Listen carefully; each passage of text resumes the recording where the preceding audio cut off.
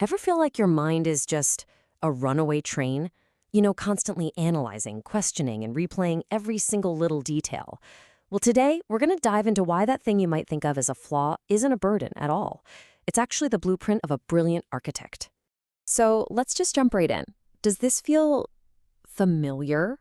That feeling like your brain has about 100 different tabs open all at once? You're juggling different thoughts, future scenarios, past memories. It can be completely and utterly exhausting. And hey, if that really hits home for you, just know this. You are so far from being alone in feeling this way.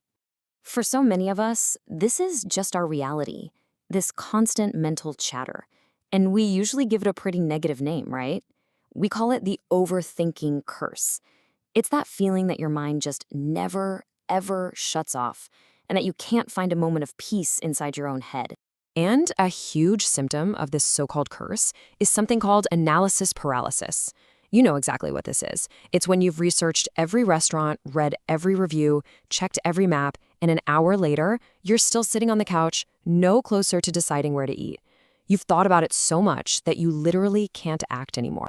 And living like this, day in and day out, it really starts to weigh on you. It's so easy to start believing that this is some kind of fundamental flaw in who you are, just this heavy burden you have to carry around.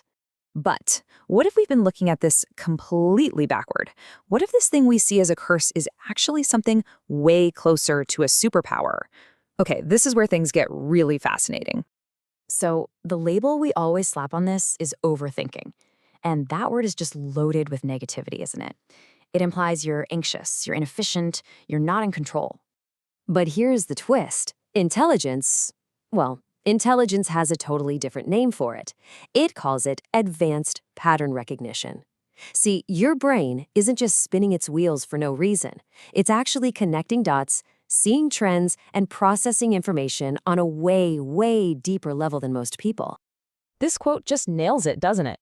That nonstop voice in your head isn't a bug, it's a feature. It's the sign of a highly active, super intelligent mind that is constantly trying to figure out the world around it.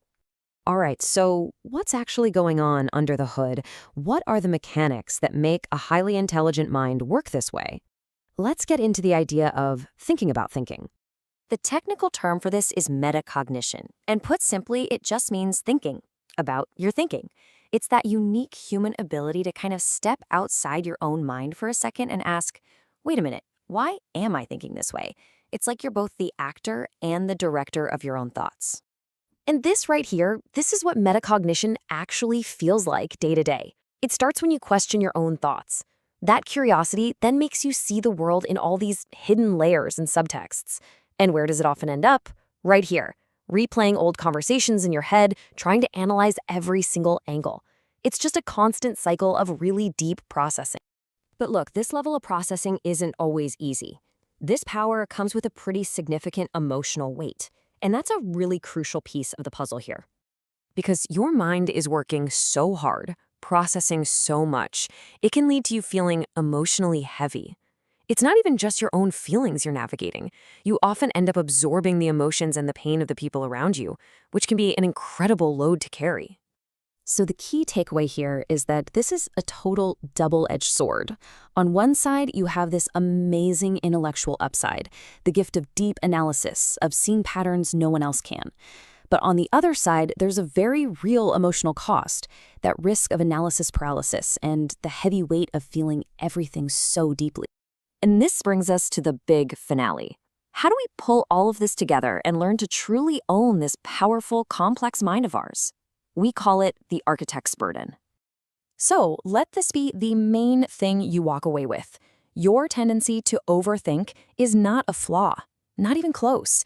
It is the intricate, detailed blueprint of a complex architectural intelligence.